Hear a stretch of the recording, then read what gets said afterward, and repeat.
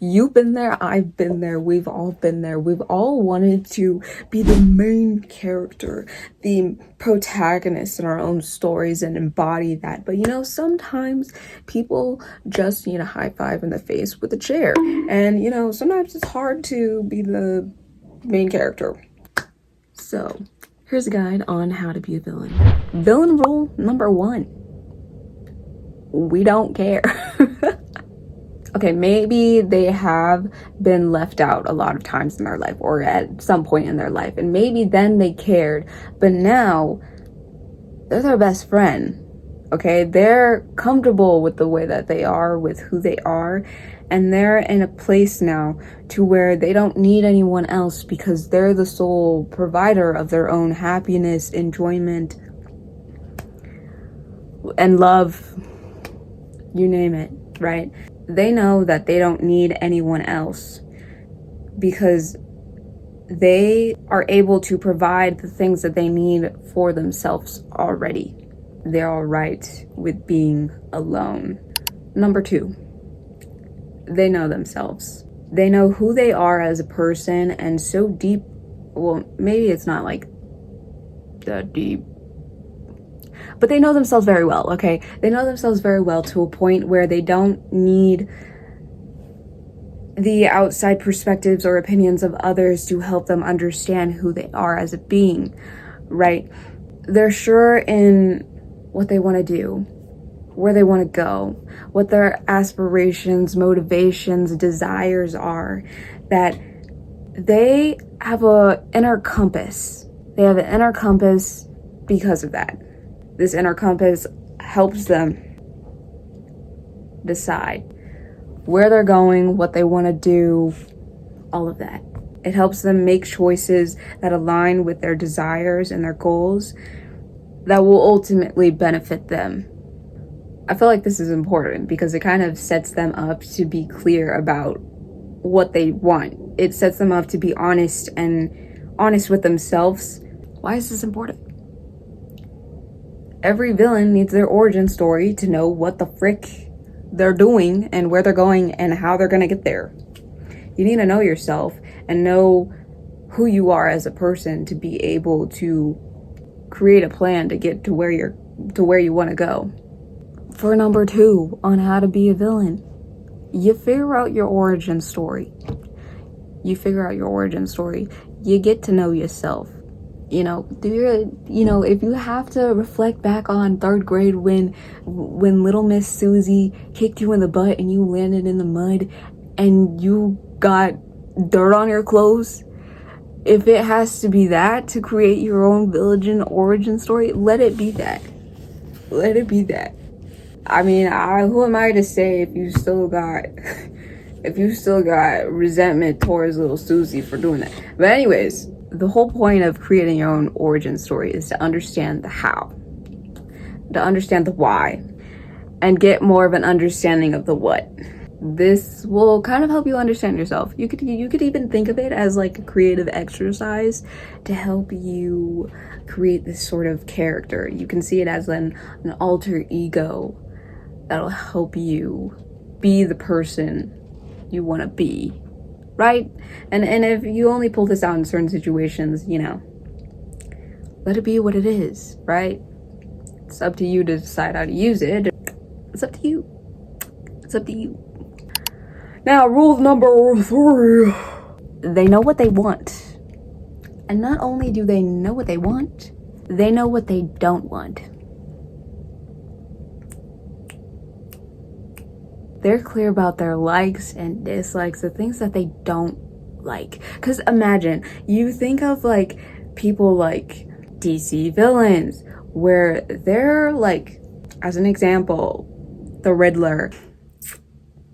It's crazy. But anyways, I'm just gonna compliment him real quick. He's using his abilities and his brain and his talents and his gifts to then try to create a reality in which what he does want exists.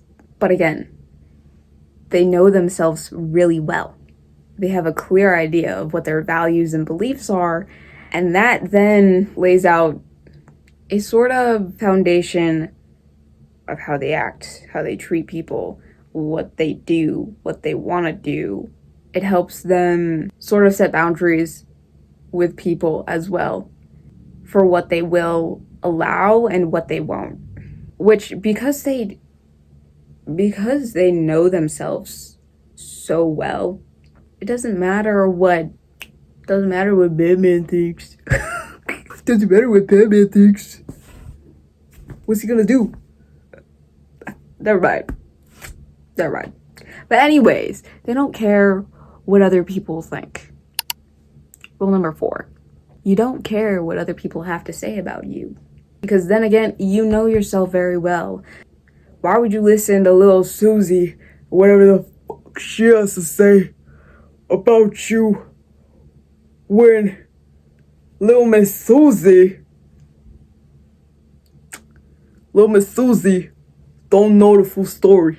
Okay, little Miss Susie doesn't understand. Well, first of all, you're the only one who has lived your life.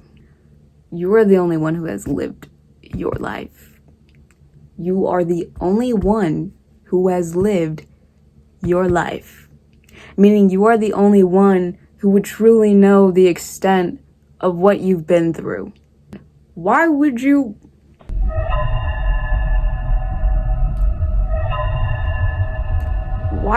listen to what someone else has to say about who you are when you know yourself so well?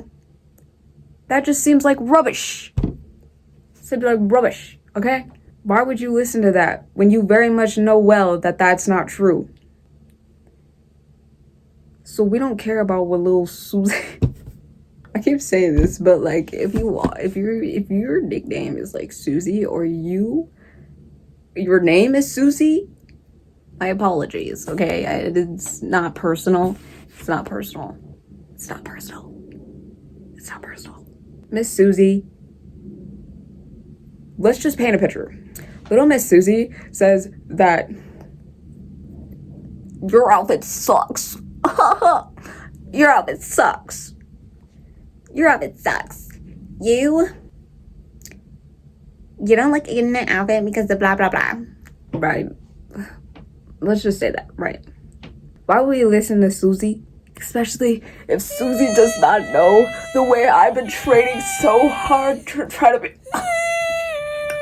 I've been training so hard day after day to become the protagonist of my dreams. The protagonist of my dreams. Susie does not know the hardship I've been through. Susie does not know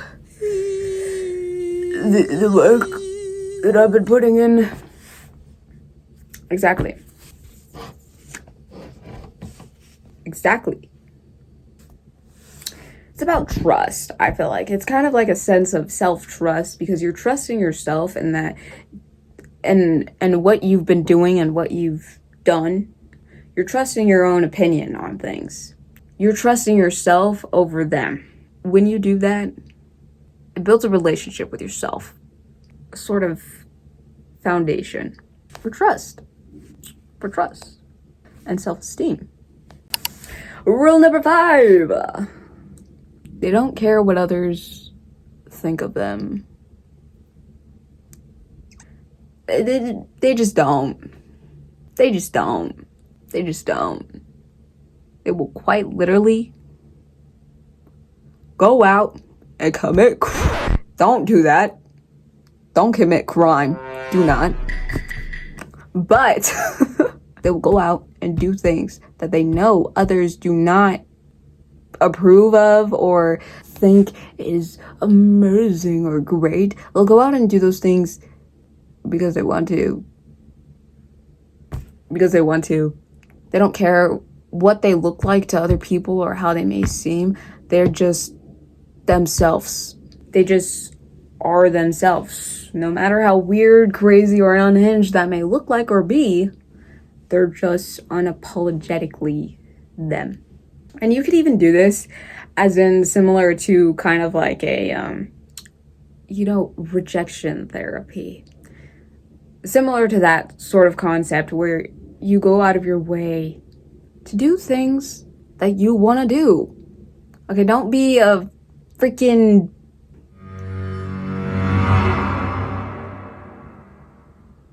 don't be an a-hole, okay? Don't be an a-hole. But like, do what you want because you want to do it, because that's who you are, as you are naturally. But you could even think of it as rejection therapy, as going out, doing one small thing each day. And if you're crazy, another one. But like, doing something that other people have sort of rejected you for, or doing something that other people have, I guess, disliked. I feel like some of us, this may not be all of us, but have parts of ourselves that were rejected by other people when we were children, or even to this day, right? That other people just don't accept about us, right? It's a practice of self-acceptance to be those parts of yourself that were rejected by other people, and to do that as a way of expressing who you are authentically, as a way of being the person that you are without fear of rejection or judgment, doing that without caring how you look, even if it's for the slightest of moments, feeling how it feels to actually truly be yourself. And even if it's hard for you to get to that space of love yet, to just feel what it's like to be someone who doesn't care what other people think about who they are, what they're doing in the moment, and how they look, this, that, and the other. I know, anxiety, it's kind of hard sometimes, but to actually take a step back and to live in the moment while you're doing that. And yeah, it's scary. Yeah, it's scary. No one said it ever was, and it can be scary, okay? Being someone who stands out of the crowd naturally for literally just being themselves can be seen from a perspective as a gift in disguise. Because the thing that some people don't realize is that it rules out the people that don't align with you as a person, or even your values, or what you want in relationships. Sometimes you weed out those weeds by just being yourself, and then you find the flowers amongst them by doing so. Would you want to be around a whole bunch of weeds, or a couple of flowers? Quality over quantity. The thing is, it's not always easy to be yourself.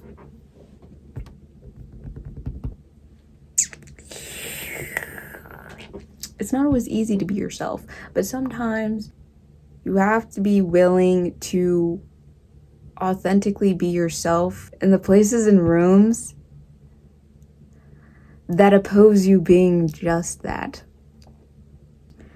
For just expressing the parts of you that were hidden deep inside. And rule number six.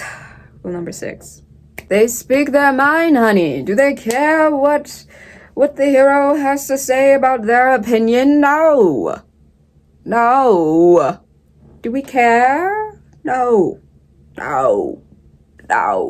They speak their mind even if others around them oppose to what they have to say, or oppose their opinion in general. They are not afraid to state their own opinion. They are not afraid to say what they have to say. They're not afraid of saying it anyways. They speak their mind. It's like something where it's kind of like they just say it anyways, even if somebody else has an issue with it or a problem with it. Like, that's their problem, not mine. That's their problem, not mine. Because why should I care if you don't agree with me? Why should I care if you don't think the same way as I do. Okay, and great. Like, we don't have to have the same opinion. And a lot of times people don't, honestly. A lot of times people don't. And it's something where it's like, okay, that's your opinion. I don't have to agree or abide by that opinion. I can have my own opinion. And if me having my own opinion offends you,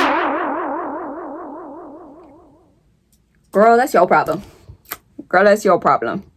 Girlie, that's your problem. That's your problem. But an example I can think of in regards to this is the Joker. You know the Joker movie, where there's that one scene where the Joker is on like television and he starts saying like, "Oh, you wouldn't care if I was that poor man laying on the side of the road and you just ignored me. Like, you wouldn't care. Like, you think that guy cares?" But that moment, like, obviously the people around him who are on the set don't agree with what he's saying and think that what he's saying is like, but he's saying it anyways. And it's this thing where he's like, he's in front of a lot of people. He's in front of a lot of people. He's being seen by a lot of people, but he doesn't care if his opinion is being rejected by them. He doesn't care if it is something that they don't agree with. He's saying it anyways. Okay, villain rule number 7. They fight for what they believe in. And not only that, they stand their ground.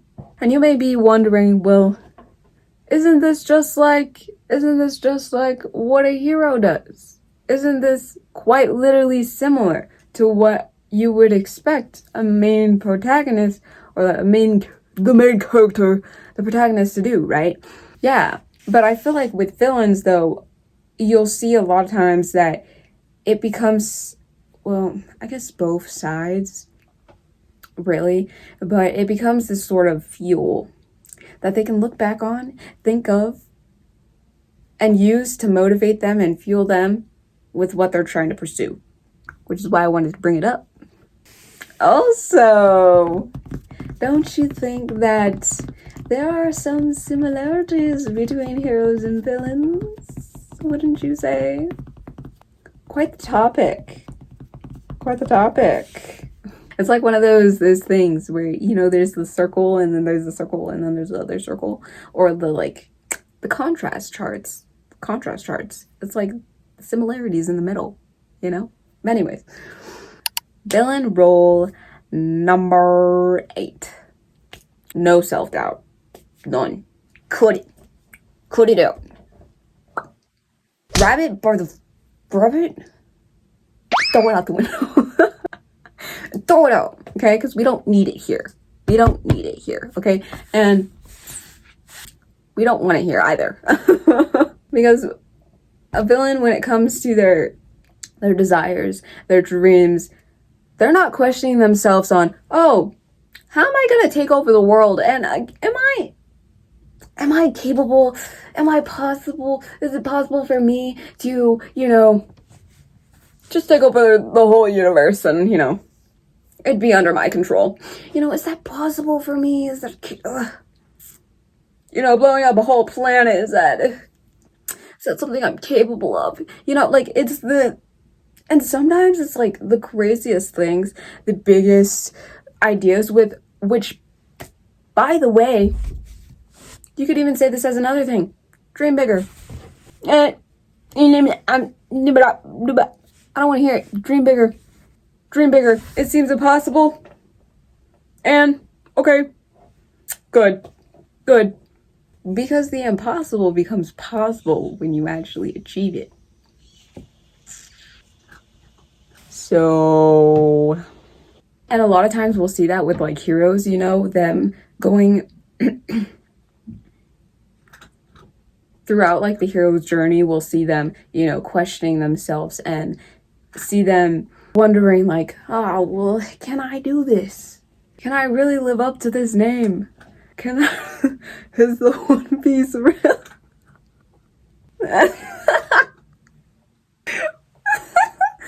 Anyways, but you'll see them questioning themselves, really, whether they can live up to the idea in their head of, or the idea in other people's heads of being this great hero or this person, right?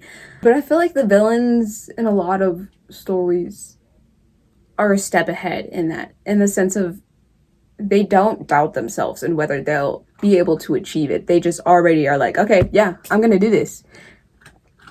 Yeah, like I can. Of course I can. Like, of course I can achieve this. Like, of course. Yeah, it seems crazy to you, but it's definitely possible for me. It's definitely possible for me. That will be all for this video. If you like this and you want more, go check out part 2. Please like and subscribe. Like the video. Anyways, and I will see you in the next video.